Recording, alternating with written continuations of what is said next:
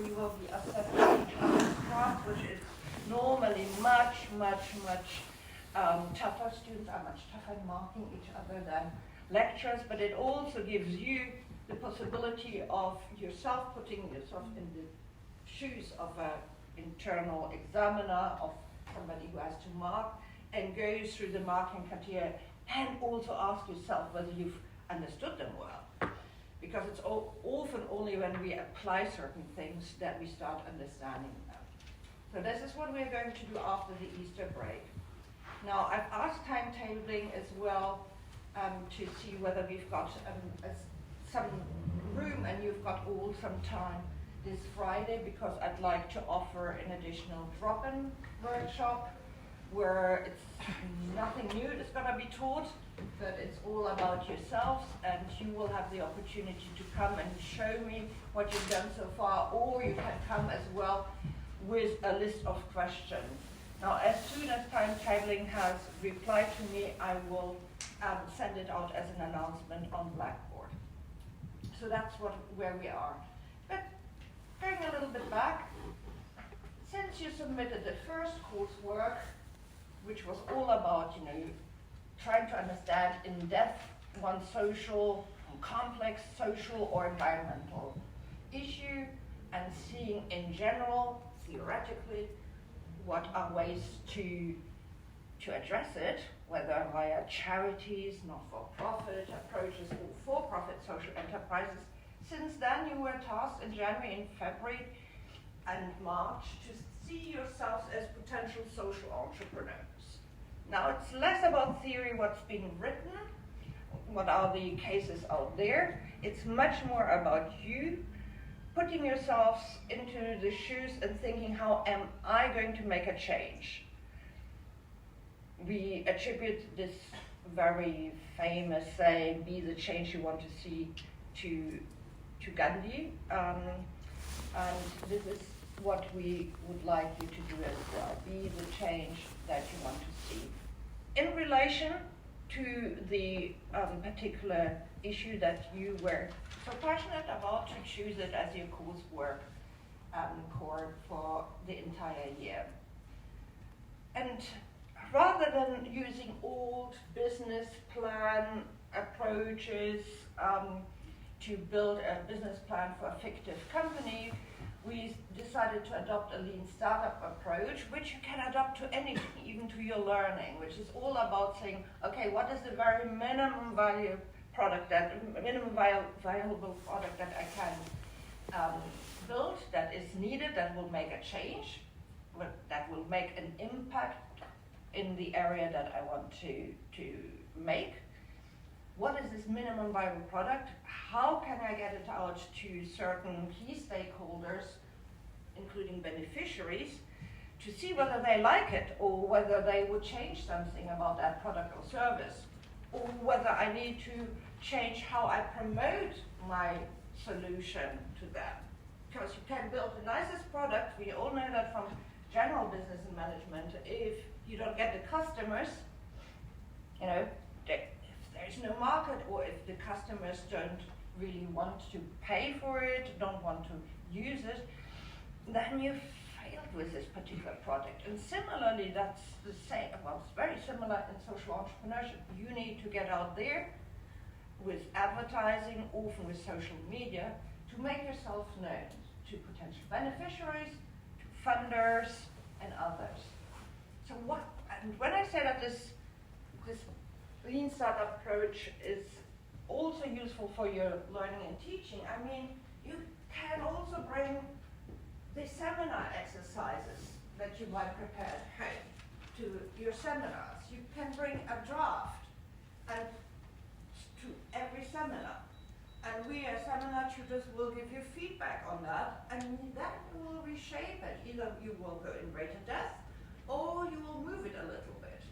So it's all this build, measure, get data for feedback, and learn, which is then pivot something, change, and amend it. Now, if you would like to read more about it, what I can suggest is that you, the doc camera should come up soon. that you, until it goes on, that you check out this particular book. I think the bulb is breaking because these two are working, this one is not working, yet the power's on. Anyway, that you use and get hold of the Social Entrepreneurship textbook by Kickel and Lyons. It is available as an electronic copy at the library. Doesn't matter if you've got the very latest edition, but it's really useful to read up on different social entrepreneurial themes and lectures, etc. So many of the lectures are based on this particular book. Now, the examples that Jill Kickel and Lyons are offering are often in relation to the US, and sometimes also in relation to emerging markets, developing countries, developing economies. There are less examples in relation to the UK, because the authors are American, but don't let that throw you out, because in the end you need to adapt it anyway to your coursework, to your own idea, and get the data to your own idea, and get the data for your own markets, etc. So let's go further. So you've had the chance to get to know a bit more about the minimum viable product. You had a lesson, a lecture with Gina Ali about the mind mapping and how you can use mind mapping both for figuring out the problem in depth, to picture your problem in depth, but also,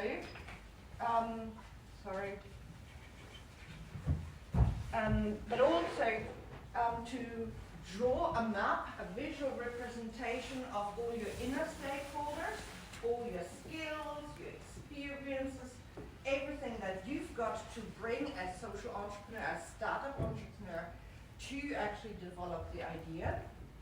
And we always say like at least 10 different skills, experiences, attributes you should be able to name.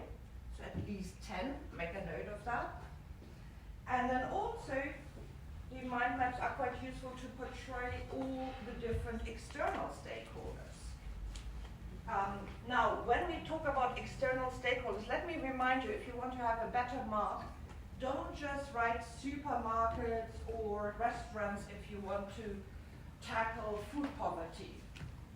Name the chain that you want to work with, like Pizza Express, or for a restaurant chain, or the supermarkets Tesco's or Sainsbury's, or independent supermarkets, and then draw a map, use Google Map or whichever map you use, ways in order to pinpoint exactly where the organizations are that you might use to get donations from. So it's really important to be as specific as possible. First, say what are the categories, like supermarkets and restaurants, and then what are the examples that you will be using, because you will be starting up your business, particularly in one particular area. And people normally who are suffering from lack of income will not have the time to travel 2 hours just to get a donation. So if you want to create a safe space, for example, for people who want to do rehab from drug addiction, or people who are victims from knife crime, then, and whether it is in Leicester or in London, make sure that you position yourself there where you have got access to that safe space, where you can get maybe a community center or a library or a school or a place from your faith congregation for free, for little money, but also where you are close to the most beneficiaries. And adding such a visual representation as appendix will give you extra marks, because we will see you have thought it through. Now, we said that you need to be very specific with the MVP to address your issue. And then eventually you want to grow as well. And today we'll be talking a lot about growing, about scaling your social enterprise and why you want to scale, how you can scale, and then we'll go how you individually can scale as well. Now, just to review finally the last few weeks, since the enhancement week, gosh, we are mid-March, so there are basically 3 major topics that have been addressed since the enhancement week. One is funding or finance for social entrepreneurship. And here again, think about, well, what type of social enterprise you're creating. Is it a charity or is it a for-profit enterprise? And how each of this different type of social enterprise is actually typically gaining the funding. And we know that charities are more reliant on donations. We know that for-profit enterprises can sell products and services to fund their social works or their environmental work. So that needs to be aligned. Make sure that it is aligned. Make a note of it. It needs to be aligned, depending on whether you go as charities or social enterprises. Now, next week is a great week because, A, you don't have any formal teaching, but you have got a super wonderful event which you can find information on here on Blackboard, and that is an event where you can meet experts. Let me show you where I placed it as information in the lecture on finance. So I've mentioned that in previous lectures. You can meet the experts who will speak to anyone who attends about starting up businesses and funding businesses. So I gave you the advance notice a couple of weeks ago, I think. I would like to encourage you right now to actually, if you are here, to use this a minute to apply, or not to apply, to register for this event. This event is called Financing for Growth. I'm going to now have to quieten this up. It's Financing for Growth, and a startup entrepreneur, Brian Nixon, who got an OBE for the services and SMEs and entrepreneurship, will be talking. He was raised in one of the council estates in Leicester, so he doesn't come from a privileged background, but he has transformed himself into one of the model entrepreneurs in the Midlands. Obviously not just in the Midlands, he's coming from the Midlands, but he's got the recognition across the UK, across several industries. He started by just doing a chemistry degree, figured out, went to work for, I think it was Salamander, a shoe company in Scandinavia, figured out that people get smelly feet when they run around in the same shoes all the time. Who doesn't that? You know, if we all go back to our cheap trainers that we had as kids, we might recall that. And so he, with his background, thought like, biology, chemistry, maybe we need to tackle something which kills all these little bacteria which create that smell in that moist environment of inner shoe soles. And so he created this microfresh type of sole where if you put it into the shoes will always be, smelling nicely and fresh. And since then it has grown into a big organization which also provides these kind of similar products for example, hospital beds and hospital bed linen, because if there are people who are lying for weeks in hospital beds or even for days, and can't get up to go to the loo, then certain things might happen, and it doesn't make it too fresh for those who unfortunately lie in the hospital beds or old age people home, and so which can be prevented both in terms of odor but also in terms of bacteria. Now he's got plenty of information on how he as an entrepreneur got some funding, but there will also be somebody from Barclays, not as the users of funds as an entrepreneur, but the sources of funding. So somebody from Barclays who is in charge of their kind of incubation lab, funding high growth businesses. So those startups which want to grow very highly. So he will say how Barclays supports any of you, not just the social entrepreneurs, but also if you've got a business you would like to create outside this particular course, as many students want to have their side gig. Don't listen, see what they got to offer, because they tend to offer not only funding but also mentoring and coaching. And what is so great about that is they will be opening the doors to other people who will help you with your businesses. It's really these kind of multi-connector events. And then Louis Stringer, he is a manager from the British Business Bank, and they fund all sorts of startups and growing companies, small and medium enterprises. And he's got an overview about all the type of funding available. Great thing is, it's free, this event. It's between 5 and 7. And there are free refreshments, free nibbles, free speakers. You can learn a lot. You can make contacts for yourselves. And you can ask questions about, what do you think for funding for social enterprises? Or I want to do X, Y, Z. Would I get funding with you? Or how should I approach it? So you can actually really test your ideas and get extra feedback. So who has already registered for that event? Oh, come on. Yesterday it still worked. I googled it yesterday, so Google.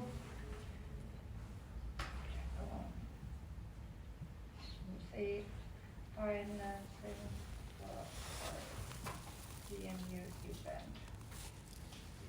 Yeah, financing for business growth in 7 days. This is the event. Bring you the link.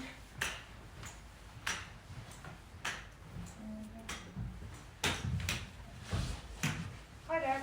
Good morning.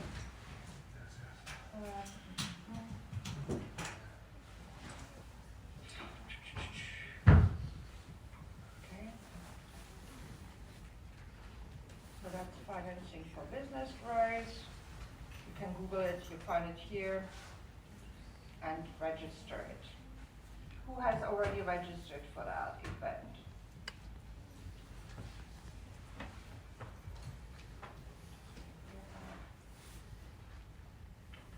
I would urge you to take a moment and get tickets. So here, I hope they won't change the link again until next week, but hey, well, nothing like tracking out. Now, who's going to stay in Leicester during the Easter break? Who's going to be here? One hand. Who's going to be here in Leicester next week? Where are you going to be next week?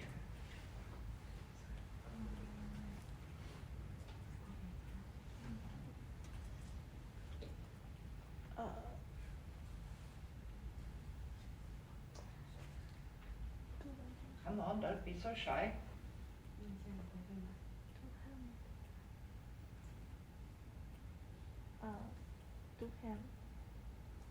Sorry, can't hear you. Let me check. So, How about you? Where are you gonna be? Next week, or the Easter break. Who's going to? Only one person staying in Leicester? That's highly unlikely. Where are you going to be? Have you made plans?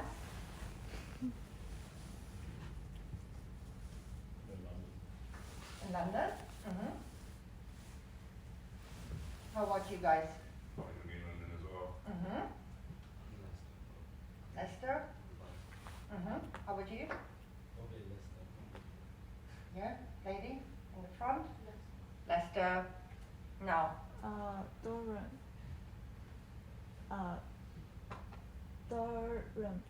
Durham. Durham. Super. Well, of course, Easter breaks are also a nice time to then switch off a little bit and travel a bit as well, particularly if you are not a non-Brit. You know, you're in this country for a year, you might stay longer, you might not stay longer, and you might want to check out other cities. So that's fine. Make sure that if you're in Leicester, I would really recommend you that you reserve a spot, even in between revising. Hi, sir. Sorry, I'm not sure I'm Okay. Are you sure you're on the right module? Yeah. Strategic education. No, it's not strategic. You should know. Social entrepreneurship. 008. This is probably across the road. Okay, you're welcome. Who says I don't recognize my students? Or not? After a year, I was like, wow, I've never seen this place. I mean, always welcome, but you know, if he wants to be somewhere else, you better find the place where he wants to be, right? Anyway, so Google financing grows. Don't be shy. Go there.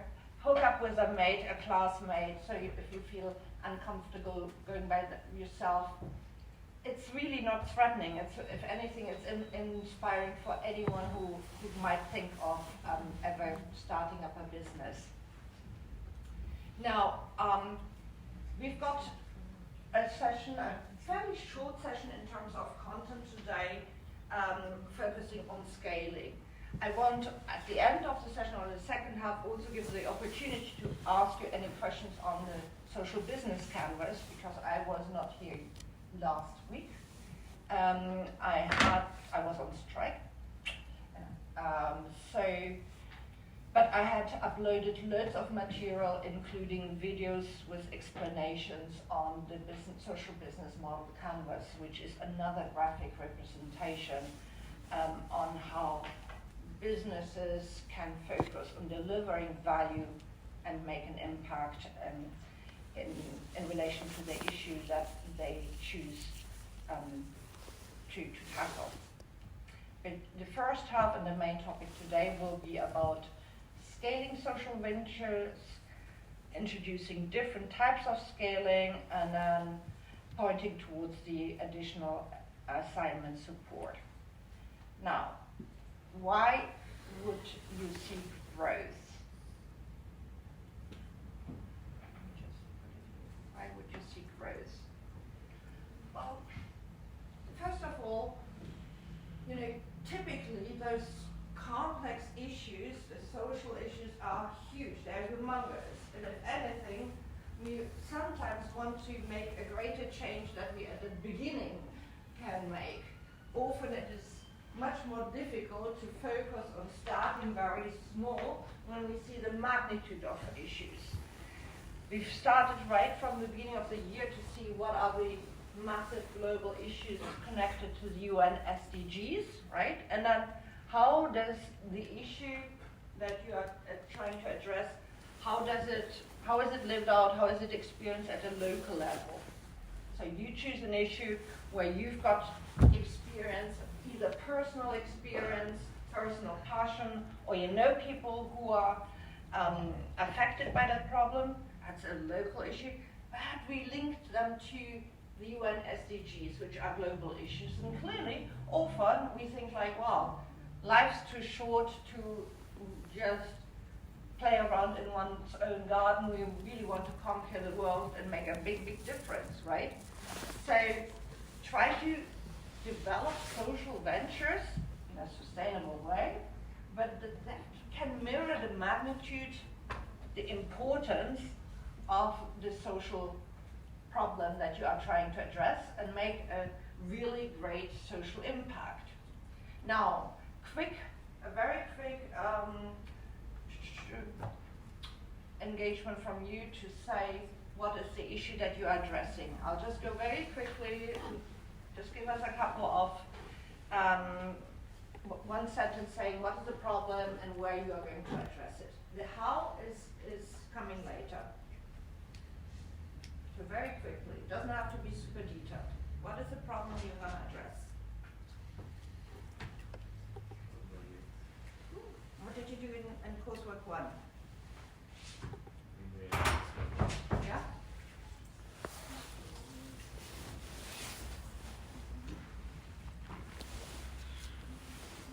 Okay, I want to go quick. I'll come back to you. How about you? Plastic pollution in coastal areas. How about you?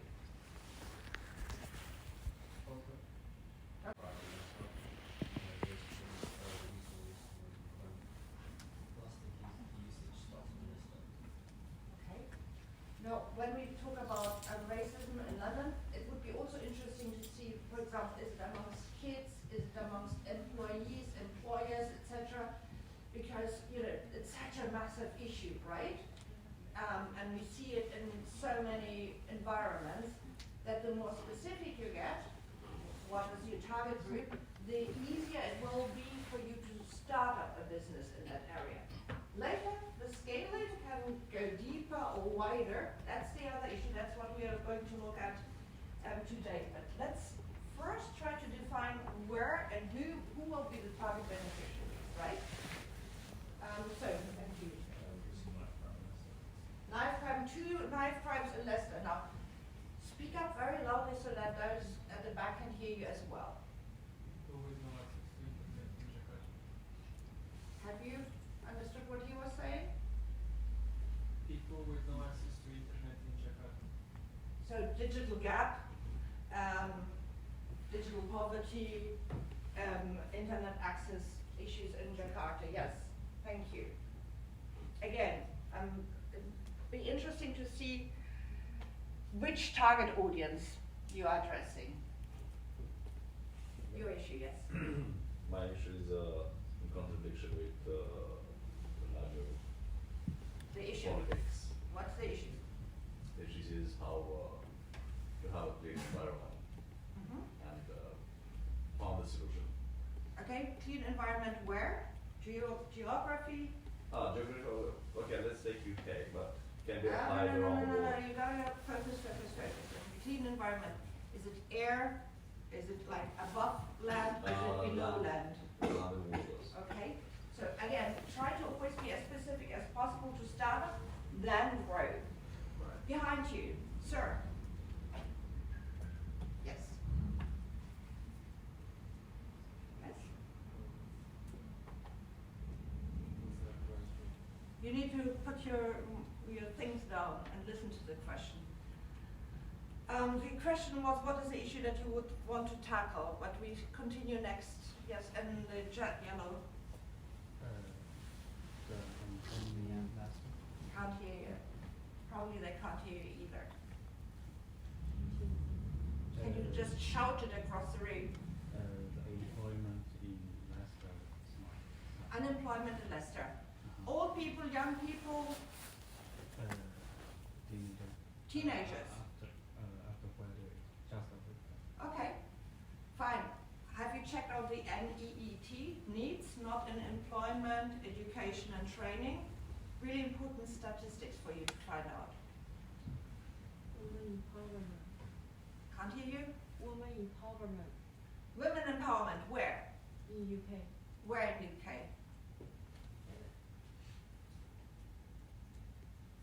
Try to be more specific because we've got students who are doing something similar, but they are focusing specifically either on Birmingham or Leicester and have decided to tackle certain sectors, the technology sector, the health sector. So be as specific as possible for coursework 2 because you need to think about what am I going to do to empower women. It could be also students, not yet in the sector, and also what kind of women. You know, is it any kind of woman going into a sector, or are you saying, well, actually, we've heard a lot about Black empowerment, how about now Asian empowerment, or Chinese empowerment as well?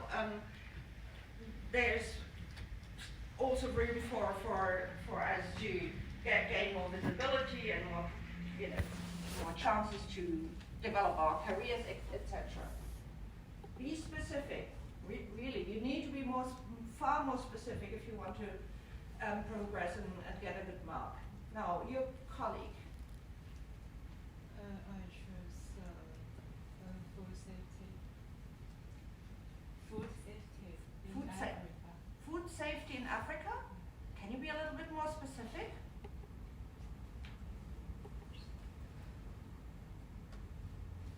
Yeah, when I say UK is too wide to start with, Africa it's not just a country, it's a continent. So which country would you like and which region would you like to start?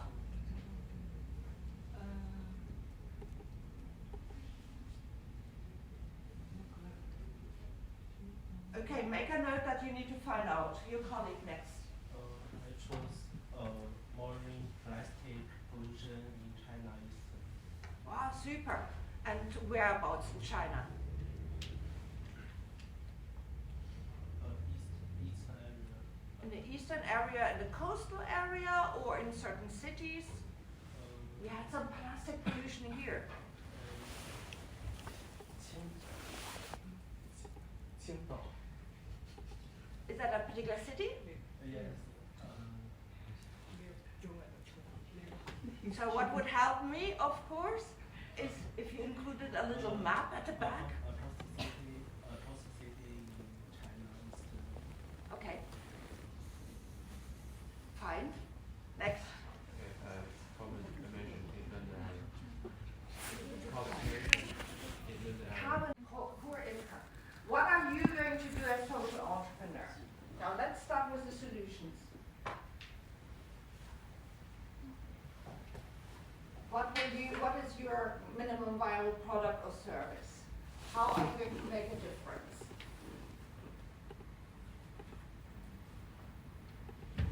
You can create a business where you say, okay, we will pay fair wages, right? Or we know that in certain areas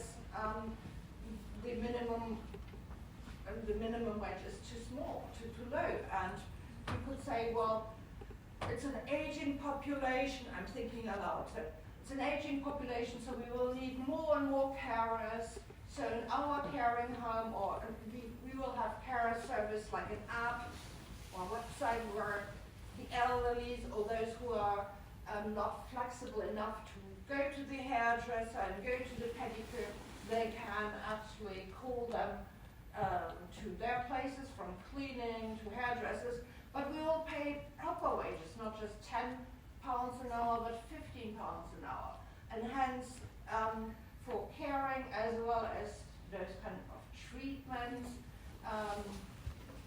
will raise the wages considerably to the slave wages that some people are paid in the nail salons, for example. We hear that a lot, that nail salons, massages, etc. are not even paid the minimum wage. So you can even say like, okay, I'll create a employment opportunity, whether it is in a fixed location or via an app or via a website where a growing segment, a growing segment of the population can actually say we need these kind of services, and we can book the time, and those who are normally paid the very, very little, very well least, can get an opportunity to earn more decent money. For example, when I go to London, I used to have a pied-à-terre, like a room I would rent, while I already was working in the East Midlands, here in Loughborough and then in Leicester, where when I was a singer with the London Philharmonic Choir, I would just rent it part-time, basically 10 days a month, and that would be enough for me to have a home while I was singing, rehearsing, and doing the concerts. And the lady, she's just got a big flat. It's super central. I can walk through the Hyde Park to the Royal Albert Hall and, just pay like £200 a month, which is absolutely nothing. But the lady who owns it and who lives in there, she's got mobility issues. She's had mobility issues for the last 30 plus years, right? So she's in a wheelchair. Sometimes she can walk a little bit, but most of the time she can't. And in the last few years it's deteriorated quite considerably. But she loves going outside. She loves going to the park and see the birds and everything. And the person who would take her out in the past is no longer there. And so this is a real issue. Or she can't go by herself anymore to church. She used to like to go to church. So now she would like to have somebody who picks her up and takes her to the church. Or even once I took her shopping, and she's got such a huge body strength through all this wheelchair running, and she would really say like, no, Regina, you don't need to push me anymore in the wheelchair. Within the shop, I'll do myself. And you could see the pleasure of her being independent in the shop and really scooting around. So there's like a growing market, and it's difficult for people. She's completely IT literate, and others will be as well, to actually get hold of trusted people. And you could design something like where people rate via TripAdvisor or Trustpilot, and make sure that people who offer the services and come to the homes have got a criminal record checked, and so on, right? So think about solutions that you as entrepreneur will design. Because the danger is that we think like, oh, I've got this idea and this is a bad problem, but actually I'm now going to rely on the government to pay taxes, to give me funding, no. That's not what it is about. If you are a social entrepreneur, it's about you finding a solution. And then you can grow. And then you can make a bigger impact, right? Always think about theory of change. What are the outputs, the activities that you are going to offer? How many times will people book a hairdresser, a park ride, or anything on your app? And then what are the outcomes? It's healthier, more nutritious people, more well-fed people, if it's food poverty, and then what are the long-term impacts? And we know that if people feel less lonely, they get less depressed, and all sorts of different follow-up and related health issues will also diminish. Now, if you're not dependent from donations, if you say, I want to go for a for-profit model, then at some stage you might say, oh, I want to have the Bill and Melinda Gates Foundation, the Sainsbury Foundation, the Rothschild Foundation to give me money, to give me a grant. And those foundations, they run very similar to other private equity investment companies. They also want to see a return on investment. They will call it a social return on investment, but basically if you need to show that you're making a great impact for the money they give, they will want to see that you are growing. So particularly the venture capital models, the big philanthropists, they will say size matters. They will only give you money if they see that you make a massive impact, because they invest in these huge transformational programs.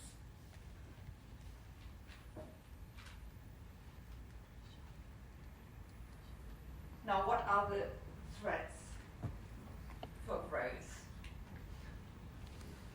Well, often you see some entrepreneurs who say small is beautiful. I'm happy with just doing my business in Leicester, or I'm just focusing on knife crime in Leicester or knife crime in London because that's the area I know. And if I make a difference in my community, that's enough. And that is fair enough.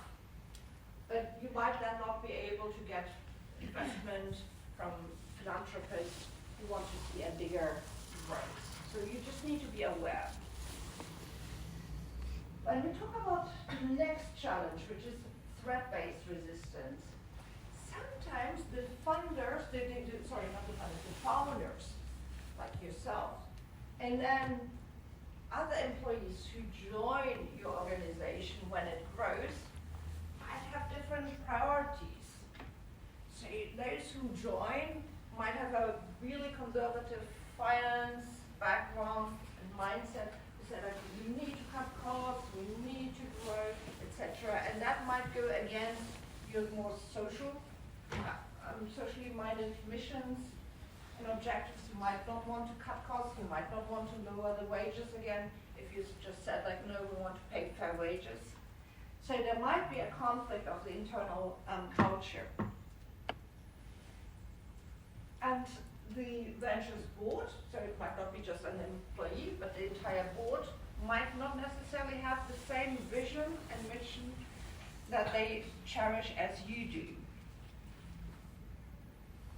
Similarly, when we go outside the board and the employees, there might be other stakeholders in the community who say like, wow, they will now want to make money with that app, or they want to now make money and charge entrance fee for the community center that tackles youth crime or racism. It used to be just a safe space that anybody could come along. Why do these extra services now cost money? Similarly to these freemium models of apps, where everybody says like, oh, I like it when it's free, but then when I want to have extra services or extra features with the app, a lot of people say like, nah, I don't want to pay for that, right? I mean, I'm guilty as charged with that. I don't want to always pay extra. I don't know about you. Are you cool to pay extra money when you can get something for free? Or if you used to a space always being a free space for people to meet, even with like in Advent with churches, you know, normally I go to church on a Sunday, I've got my free service, but then during the Christmas season, there are churches who put on concerts about 7 lessons and carols and start charging entrance fees, and that sits so badly with me, but because they say, oh, everybody in the UK likes 7 lessons and carols, so let's charge money, and I'm like, nah, you can't charge money. Only if it is a proper concert, but not if it is a service. So that's kind of similarly here to this point where the stakeholder community does not always support the entrepreneur's idea. There's a conflict, should we charge, should we not charge? And also a challenge might be simply that you cannot measure the impact and the growth. So how will you measure success?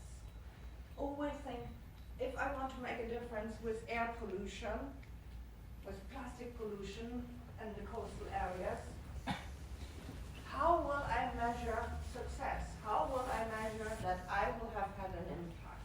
How will you measure that you have an impact? We've got a solution, we've talked about it, but others, I haven't yet quite understood what the solutions are. And often it's simply that the startup entrepreneur might be overwhelmed. You might just simply say like, wow, you know, here I should run a business, think about funding, think about the social media campaign. I've only got 24 hours, right? And so you might need extra people. You might need not just your friends and your buddies, but somebody who actually knows how to do the accounting for the business, or knows how to do the fundraising for your charity, or knows how to do the social media marketing. So the venture, the new business venture, your social venture might simply not have the manpower, the women power, the skill set to grow. Let me see. Okay.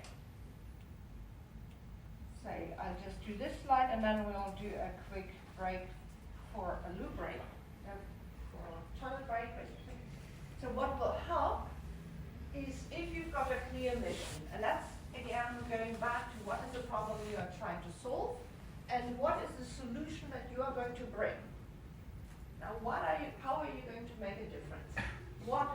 your mission? As a social entrepreneur, what do you want to achieve? Now, here. Now what? We go back to you. You had a little bit of time to think about it. What is your mission? About the design show. What is the solution that you would like to provide? Hi, sir. Are you in the right class? What? Are you in the right class, in the right module? Yeah, I'm in this class. Social entrepreneurship? Yeah. Okay, cool. So what is, and how are you going to address the issue of the choice?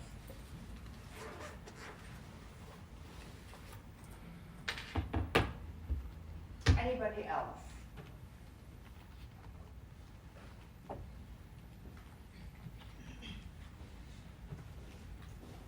What would you like to say is the mission of your social entrepreneurial venture?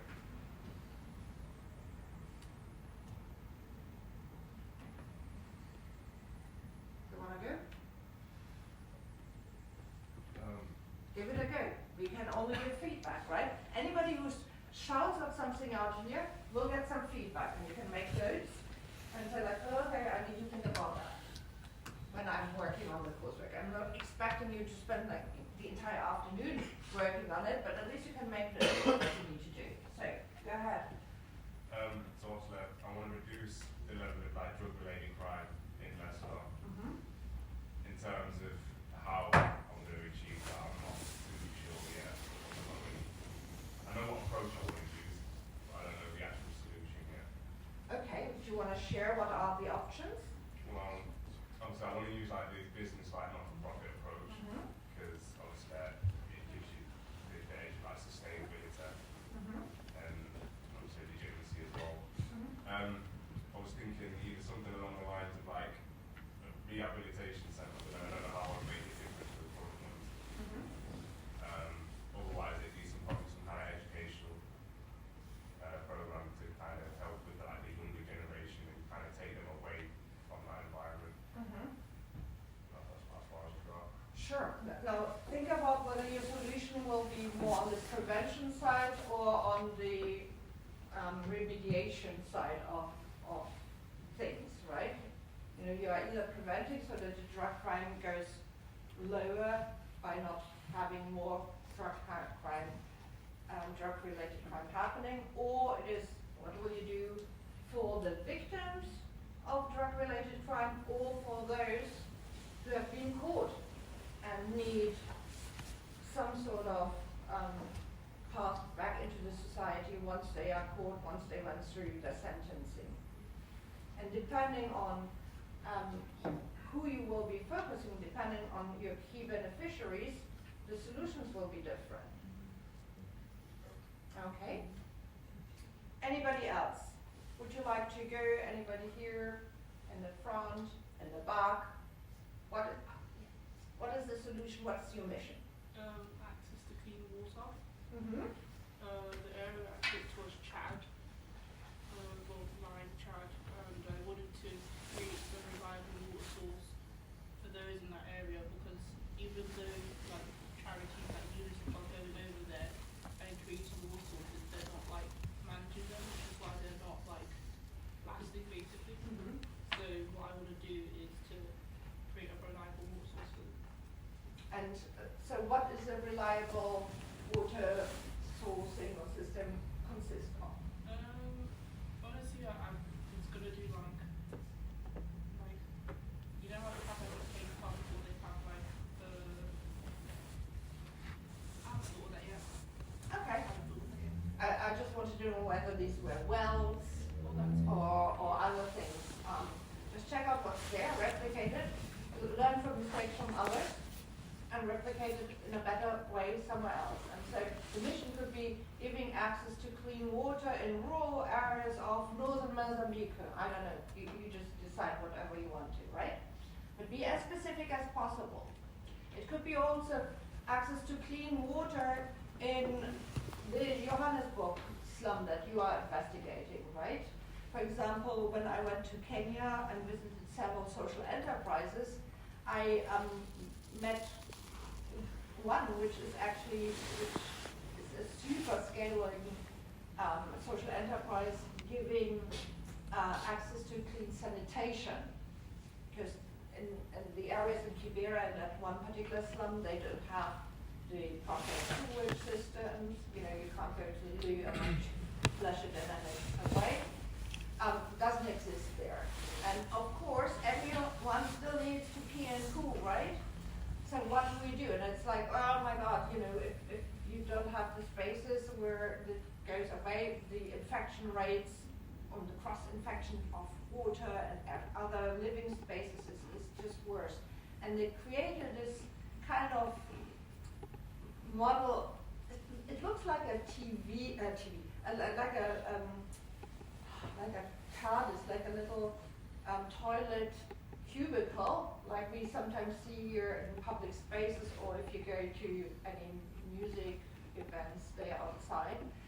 But instead of just having that particular cubicle, what they found was that the toilet where people then, you know, pee and poo into have got like a little bag, a bucket, which collects stuff, and with some chemical solution, it'll be transformed in a way that it reduces in size, and then once a week or every 4 days, some person is collecting that and using the rubbish, the poo and pee, to actually produce fertilizers for agriculture, and they sell that, and with that, they build more of these cubicles.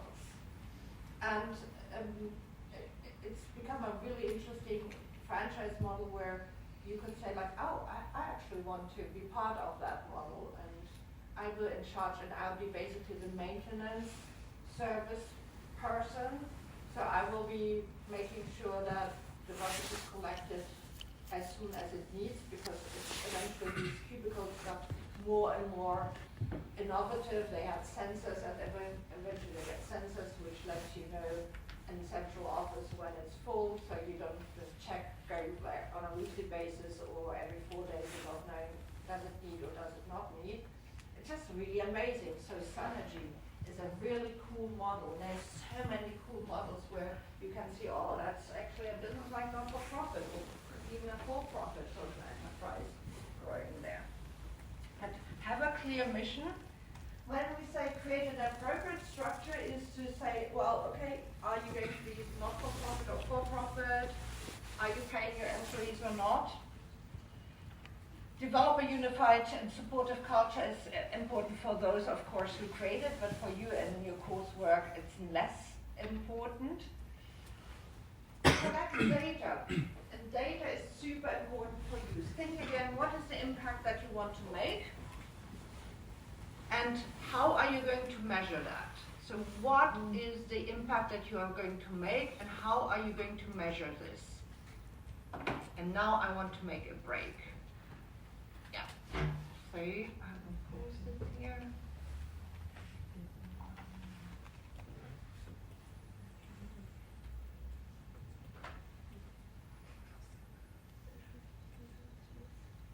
So 5 minutes break, and then we'll continue.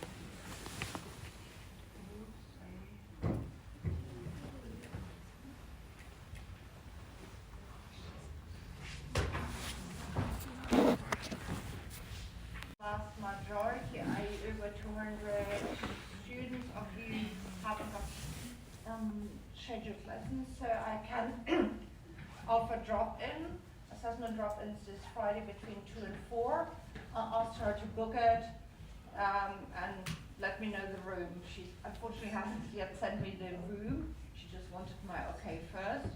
So this Friday between 2 and 4, anybody who would like to have feedback on what they are doing will be able just to come and go when you want to, basically, right? And I will be posting the exact location on Blackboard announcements. So it's like office hours or advice, and like an advice surgery but it's optional. It's for you. Make the most out of it. And, I will be posting the details as soon as she sends me. As soon as she sends me the details of the room. My goodness me. I think I should have brought my water bottle down. Oh yeah. Here we are. So analyzing data for growth. Oops, I need to unblank this. Here. Analyzing data for growth. What kind of data do you think you need to collect to show that you are growing, that you are making an impact? Now, we know which kind of problem you are tackling. What kind of data will you need to collect to show that you are making a difference in relation to the issue that you chose to tackle? What kind of data? Can you give us examples? How are you going to measure success? Success is making a difference which is greater than 0. You are helping at least one person, but if you want to help more people or reduce more the environmental pollution, whether it's air or water, what kind of data will you be collecting? Let's start with the back row. What kind of data? Yeah. For what? What kind of data will you be collecting to show that you're making a difference?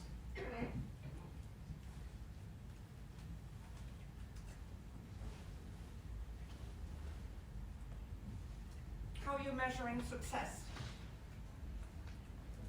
Social media. Okay, can you be more specific? Maybe sell some photos on Instagram or make some video on YouTube. Sorry. Can you be more specific? Send some pictures of what? Okay. My social issue. Mm-hmm. My social issue is ocean pollution. Okay, so you're sending some pictures. Which platform? TikTok. Okay, good. So, and how are you going to measure whether you are going to make an impact on TikTok?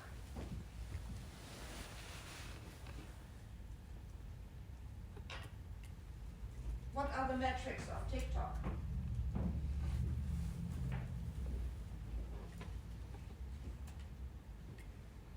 How do you know whether your social media campaign was successful or not?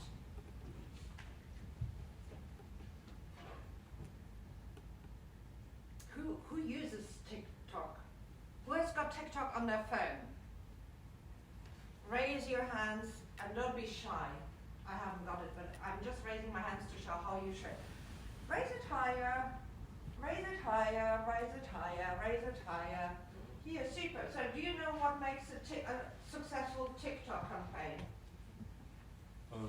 Maybe it's a short video and people want to, people will know something quickly. Yes, that's the reason to make TikToks. Even today, I saw that somebody is actually selling properties via TikTok.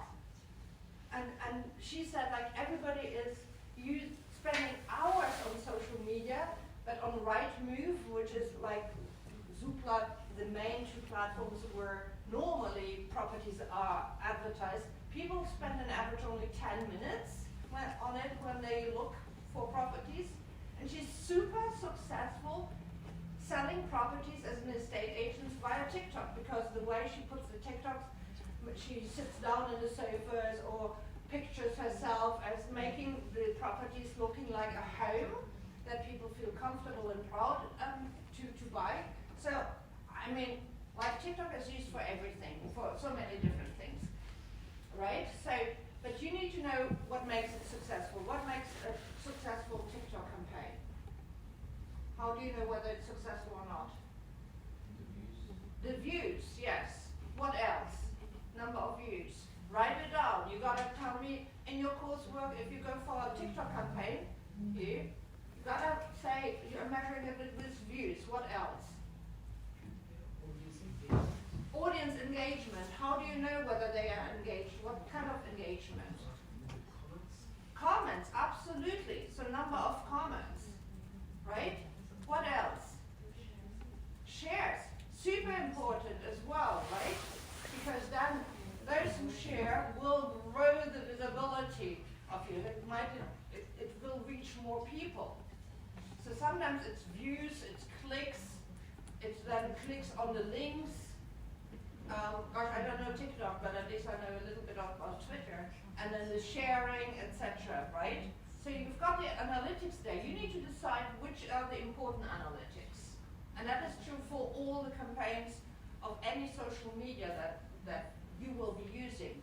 So that is one good example how you can show impact for your entrepreneurial venture. If you don't take notes or make mental notes, you're losing at least 5 to 10 marks. You know, of course, this is not a social media or a marketing module, it's more an entrepreneurship module, but actually raising awareness of what you do as an entrepreneur is so important. And hence nowadays, we don't employ a huge marketing department with loads of advertisers. If you start out and do markets, we should pay thousands of pounds for lengthy market research campaigns. A lot is first tested by social media. And so make sure that you are measuring the views and also see whether you tag the right organizations and the right terms for ocean pollution or for drug crime in Leicester or for housing in Hong Kong, ladies, homelessness in Hong Kong, right? So make sure that you tag the key people in the area so that you encourage them to pick up your business. So data can be used to identify the needs of certain target beneficiaries that require expansion into new geographical areas. Now you've worked where you're going to start off, whether it's Hong Kong, whether it is southeast coast of UK, whether it is Johannesburg in a particular slum, it might be Alexandra. And now you want to say like, well, now I know the problem is not just in Leicester, it's also in London. It's not just in London, it's also in Leicester, in Manchester, in Birmingham. It's not just there. I want to grow it. So you can, by tagging people, other people in your social media campaign who might deal with drug-related crime in Manchester or in Birmingham or wherever else in the UK, you might start to be able to be working through a partnership and sharing best practice. But also sometimes you might just say like, wow, I'm running out of capacity here. You know, I've only got like 5 rehab or 10 rehab places here, but I know that in other big cities or medium-sized cities there might be other rehab opportunities or housing opportunities for homeless people, etc. So tag them in. Definitely you want to document the success that you've got. If you make a difference, now with, not just with a social media campaign, but with ocean cleaning, or with reducing drug crime, or with increasing vaccination rates, you want to document that success. Imagine that you like to share with the class how you would like to change vaccination rates of kids in Nottingham. Yeah, I just want to research so that it decreases the risk of viruses spreading, so it decreases the risk of like another pandemic. And how do you want to do it? So I was targeting sort of things like primary school nurseries, doing like information sessions throughout the like year, inviting parents in, and then having like maybe like one each term, and then midway through the year to have an event at a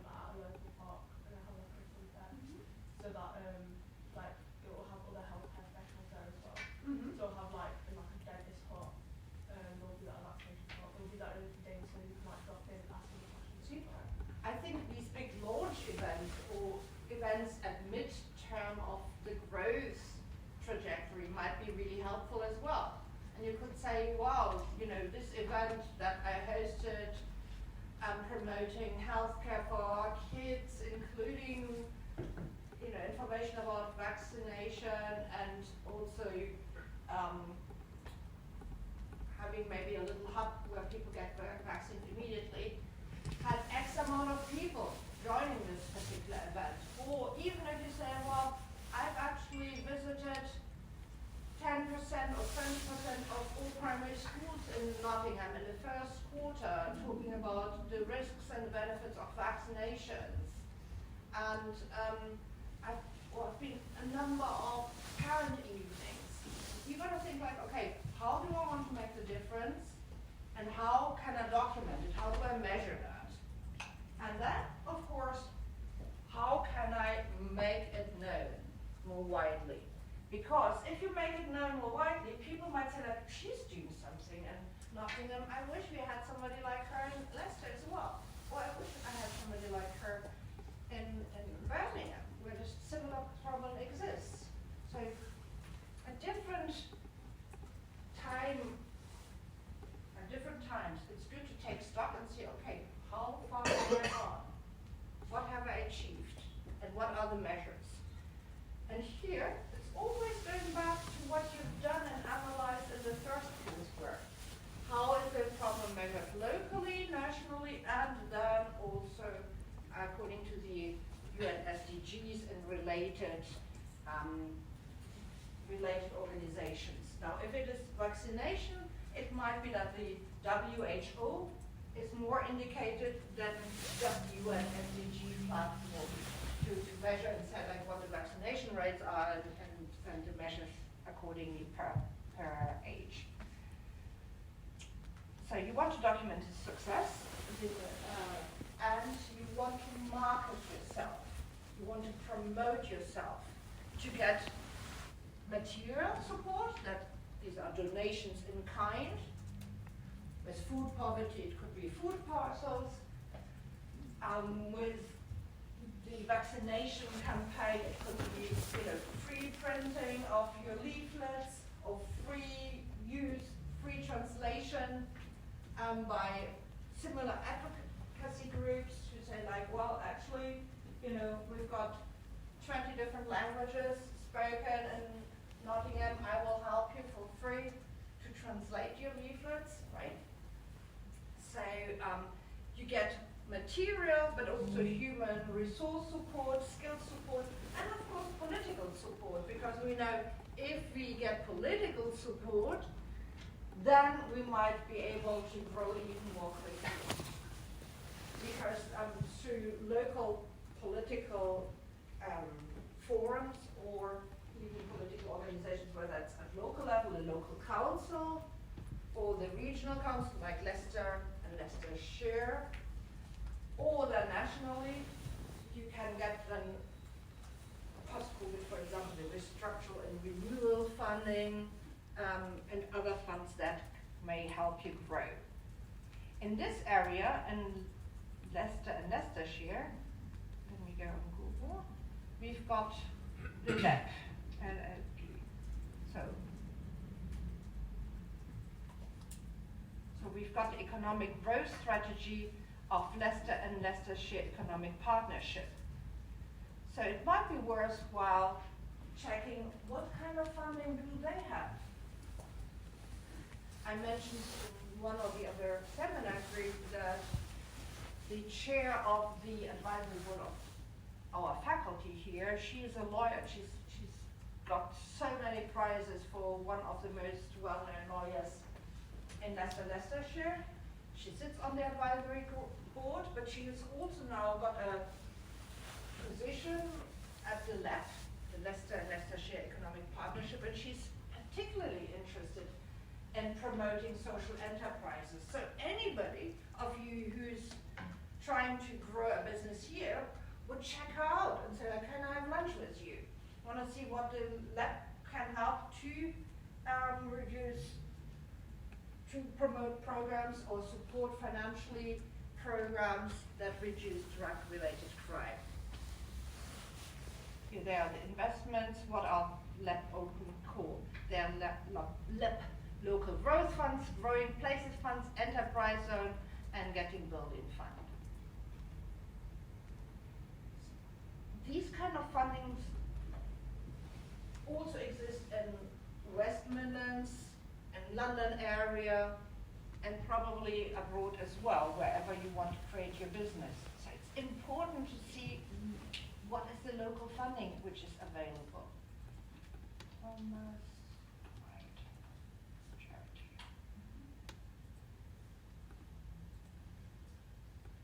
As I mentioned, there's one of the guest speakers of next week's event comes from the Sir Thomas White Loan Charity. They give up to £20,000. I'm gonna increase here the font size. Up to £20,000 for businesses, as long as it's based in Leicester, and then up to £10,000 for postgraduate studies. So anyone amongst you who would like to study, do a postgraduate degree here, might be able to get a £10,000 loan, and they don't charge any interest, which is in the high inflation space that we are here, it's actually really, really good. And this is a charity which came into existence, which was formed in 1542. So they've got a huge track record of supporting other businesses. So again, one more reason to come next week, if you're an investor, to that talk between 5 and 7 at Vijay Patel to find out how did they manage actually to keep on working for so long. Interest free for 9 years. Wow, I love that. British Business Bank. Louis Stringer. He's coming from the British Business Bank. And here again on their website, super easy to find out. And that's not just for the East Midlands or Leicester, different forms of funding for your business.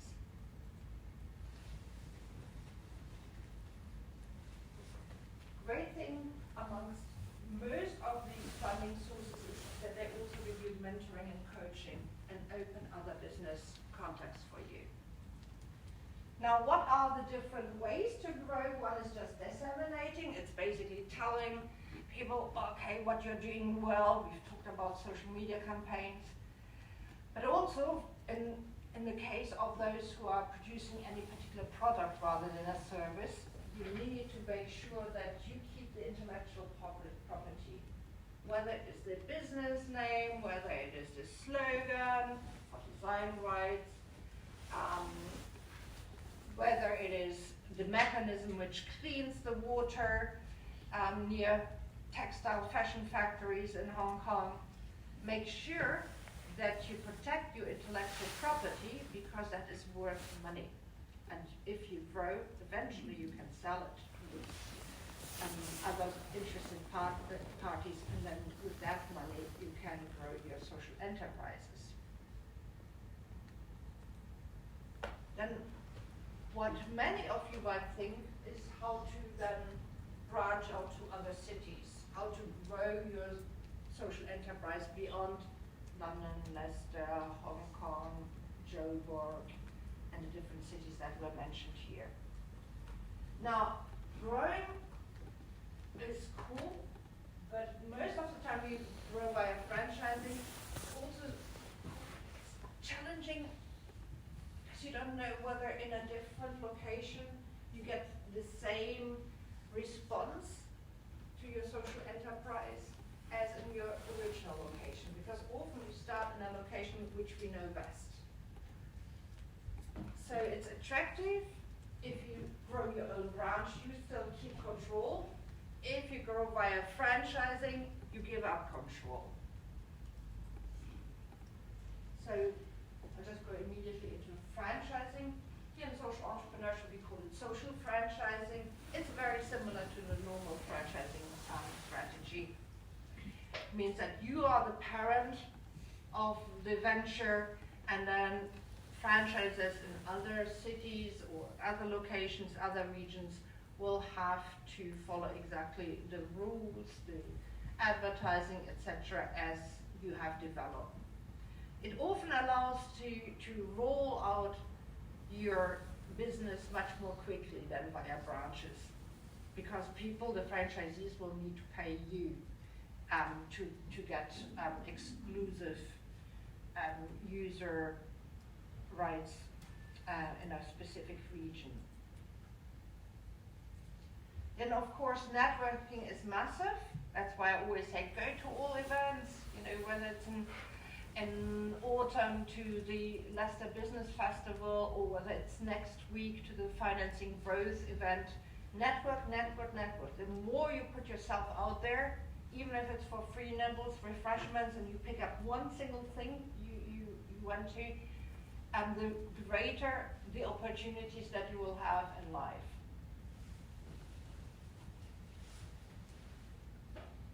It's often by networking that you also find people who might be able to help you with the resources that you physically can't just have in 24/7.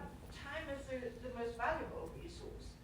As I mentioned earlier on, sometimes as a startup entrepreneur, you don't know whether you should actually try to pitch your business to clients or beneficiaries.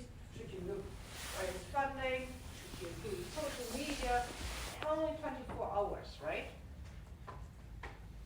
So networking and getting help with people who are like-minded or who can open the doors is super, super important. And it allows you to then become more effective. So really check out what similar organizations are doing in the geography, in the geographical context that you want to operate, or elsewhere. Copy, adapt, and implement. It's again like copy, then build your own version of it, measure it, learn, and grow. At this stage, I want to know whether you've got any questions.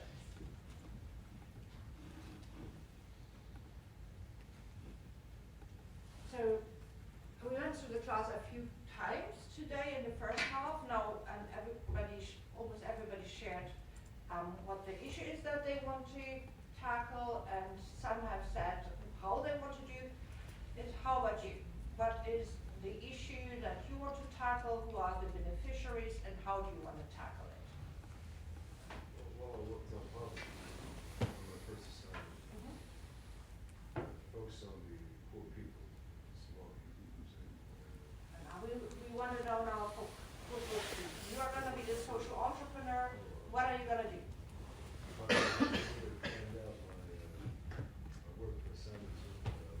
Nobody's finished yet. We can assure you, right? Yeah. Is there anybody who's finished it? Nah.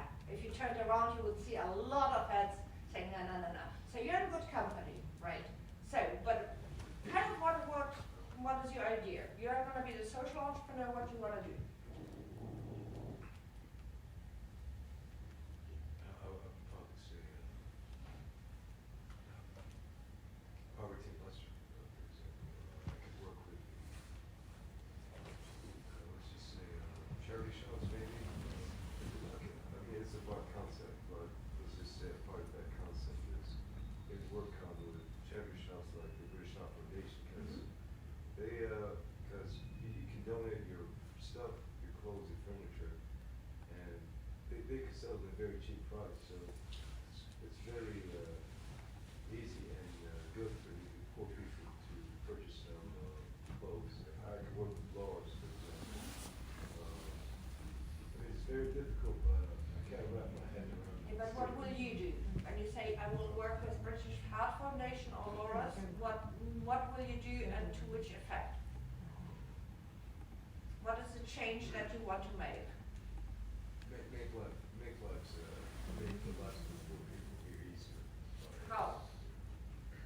I could give you one example. That's good. Free educational courses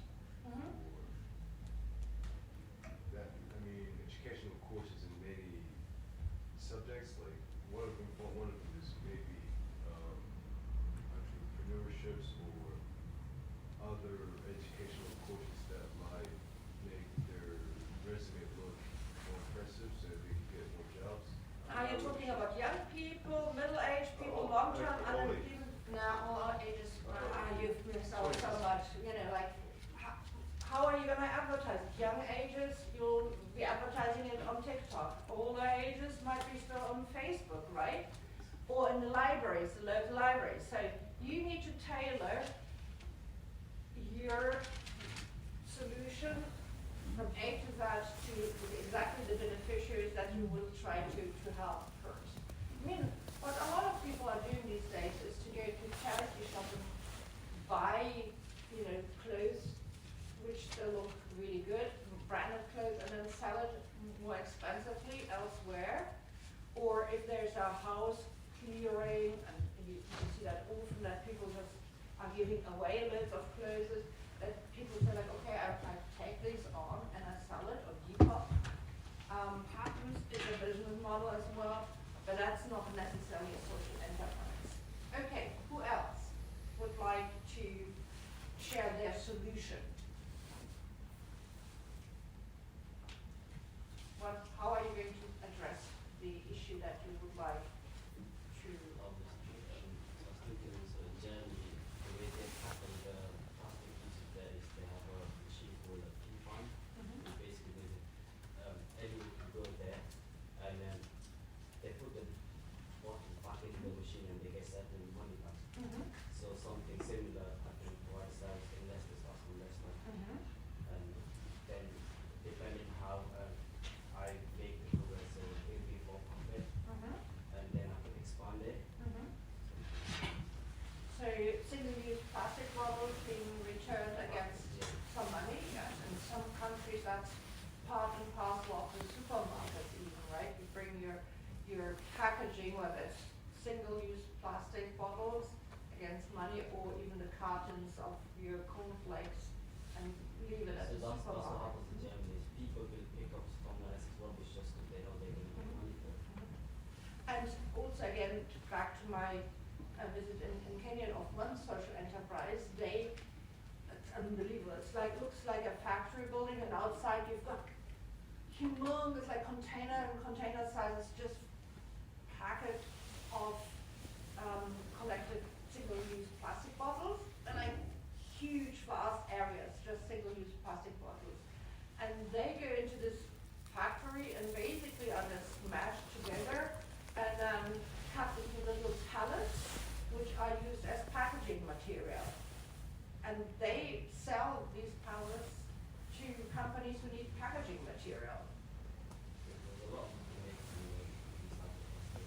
Yeah, so you need to think whether you are just giving back basically, I don't know how you say fund in English, like the money for the bottle, or whether you will be actually doing some recycling business.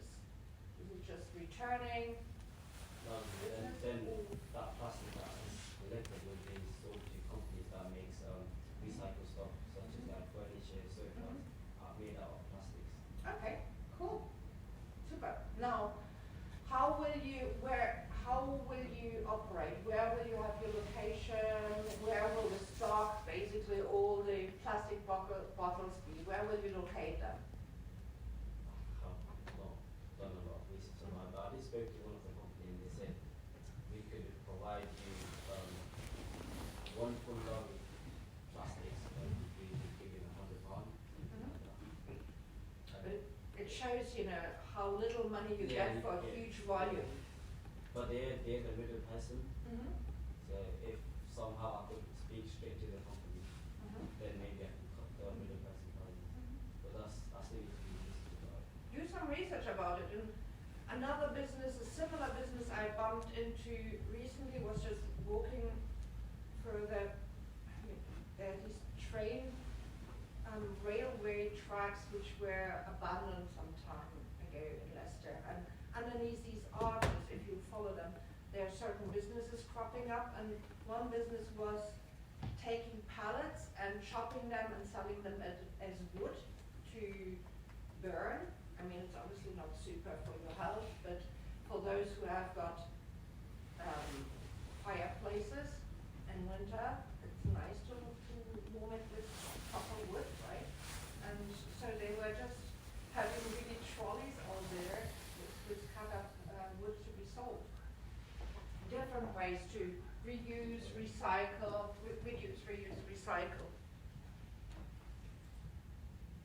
Now, I want to know whether you've got any questions at this point in relation to your coursework, to the problem that you're tackling, the solution that you're tackling. Yes, please. Do we need to state like what minimal viable product is before we then explain out what our plan is, or can we just go straight into it? You can state it within the first or second sentence, but without going into great detail at the beginning. It's actually an art of writing a good executive summary, so make sure that within the first paragraph, you say exactly who you're going to serve, where you're going to serve, and how.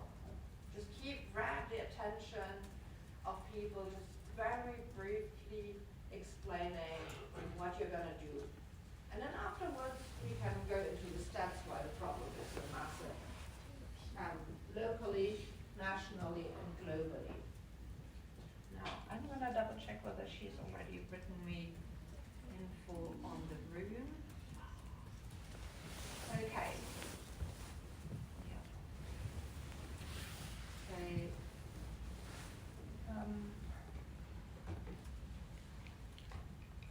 So Hugh Austin 3.02 just come in, that message right now, like half an hour ago.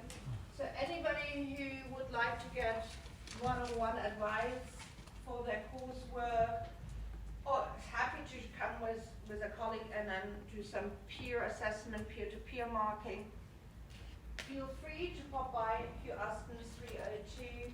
I'll be offering additional one-on-one advice. Next week I'll be on a writing retreat in an abbey, so I don't even know whether I'll have internet access, but this is the opportunity to get one-on-one advice before we meet again after the Easter break. So Hugh Austin, 2 till 4. You don't have to make use of it, you can make use of it. You can bring any draft, whether it's handwritten, hand-drawn drafts of the inner stakeholders, external stakeholders, whatever you have compiled. I would just take all the seminar exercises and print them into the appendices, copy them into the appendices, bring that along, and any other questions. So that's just an additional unpaid for labor that I'm doing. No. I do that for you. Then, so that's Friday 2 till 4. I will add that now in that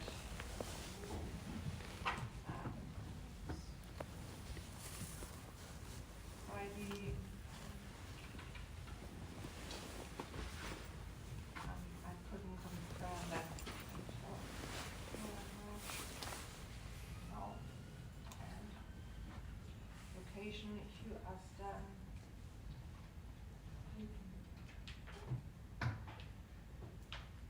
Come with your questions, your table of content, draft sections, whether it's executive summary, reference list. Always bring the reference list. Try to format the reference list right from the start according to Harvard referencing and keep it as such. It makes it much easier at the end to submit stuff in time. So if you continuously format your references according to Harvard referencing. Ask, explain, mark. You can just ask a question and hang around and listen to what the other people ask, because often, I've seen it in the past, is that students then pick up on the questions and answers of others. Say like, oh yeah, this is important for me too. Can I know that? And how would I apply that? So feel free to come here. Make the most out of the JUST workshops.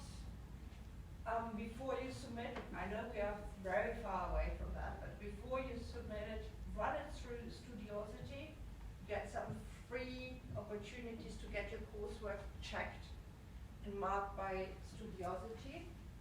The links are available via the library. And there's also additional support for anybody who's got learning difficulties on there as well. If you email me or Ngozi, please, or any other module leader, always do the module code in the subject line of your emails, and ideally also the seminar number. The seminar number, which is S/0.1 or 4 or whatever. It just really helps us to pick up your emails more quickly, rather than, you know, like any other email of my 100 emails I get a day. Otherwise, extensions, you know the drill, up to 10 working days, but need to be asked directly via Bob, not via us. Thank you.